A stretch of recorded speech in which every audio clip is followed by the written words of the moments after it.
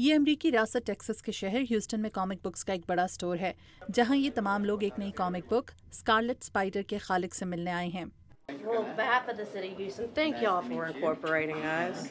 اسکارلیٹ spider اس حوالے سے منفرد ہے کہ اس میں موجود کیریکٹر نہ صرف مقامی ہے بلکہ اس میں جا بجا ہیوسٹن شہر کی منظر کشی بھی کی گئی ہے۔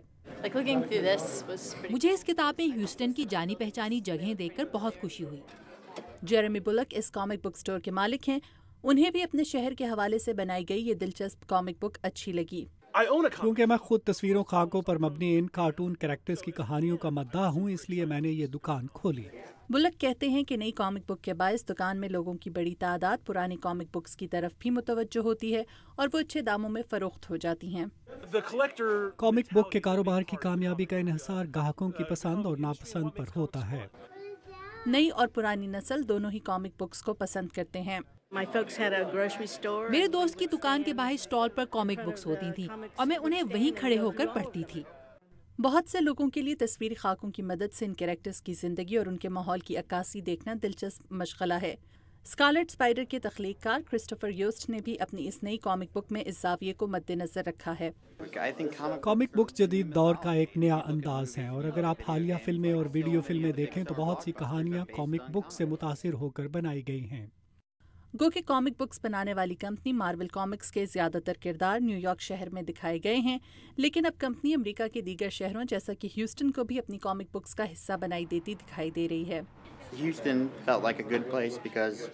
ہیوسٹن شہر کو اس کتاب کا حصہ بنانے کی بہت سی وجوہات تھیں۔ ایک تو یہ مارول کامکس کے لیے ایک نئی جگہ ہے، دوسرا یہ میکسیکو کے قریب ہے۔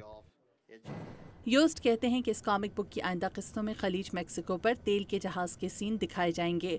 گو کہ کتاب کے آرٹسٹ رائن اسٹیڈمن نے اس سیریز کے پہلے حصے میں ان جگہوں کی تصاویر کی مدد لی، لیکن ان کے رشتہ دار انہیں اب ہیوسٹن شہر کی سیر کرائیں گے تاکہ وہ یہ جگہیں خود دیکھ کر ان کی بہتر منظر کشی کر سکیں۔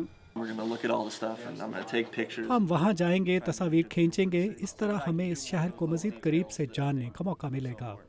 لیکن موجودہ امریکی تعلیمی نظام دیکھتے ہوئے بہت سے لوگوں کا اعتراض ہے کہ بچوں کو کارٹون کیریکٹرز کے خاکوں پر مبنی یہ کتابیں پڑھنی چاہیے یا پھر قصے کہانیوں والی اصلی کتابیں۔